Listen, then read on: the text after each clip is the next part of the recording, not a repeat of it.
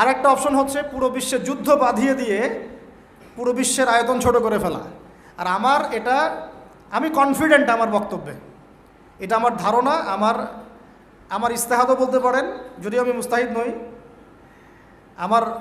আমার ইন্টারপ্রিটেশন, এই শব্দটা ভালো হবে, ইস্তেহাদ না বলে বলছি আমার ইন্টারপ্রিটেশন, যে অচিরেই তারা পুরো বিশ্বে একটা বড় যুদ্ধ বাঁধিয়েই ছাড়বে। দেখেন, ইনশাআল্লাহ অচিরেই তারা পুরো বিশ্বে একটা বড় যুদ্ধ না বাঁধানো পর্যন্ত থামবে না।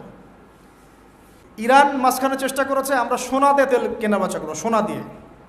ওই জন্য দেখেন ইরানের সাথে অলওয়েজ লেগে আছে, অলওয়েজ একটা ফিকশন লেগে আছে।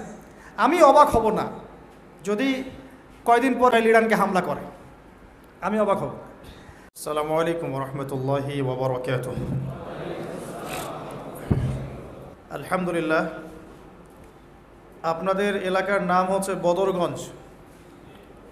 হ্যাঁ, বদরগঞ্জ। বদরের যুদ্ধ কত হিজরিতে হয়েছে?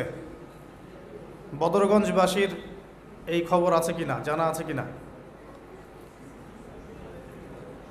জি বলেন। আপনারা তো জানেন, আলেমরা তো জানেন, আলেমদের কথা বলছি। জি, খ্রিস্টাব্দ না, হিজরি বলেছি। কত হিজরি? সুবহানাল্লাহ, সুবহানাল্লাহ। হ্যাঁ, গুগলে সার্চ দিয়ে বললেন নাকি? উত্তর ঠিক আছে, মাশাআল্লাহ। নবী সাল্লাল্লাহু আলাইহি ওয়াসাল্লাম নবী হয়েছেন 40 বছর বয়সে।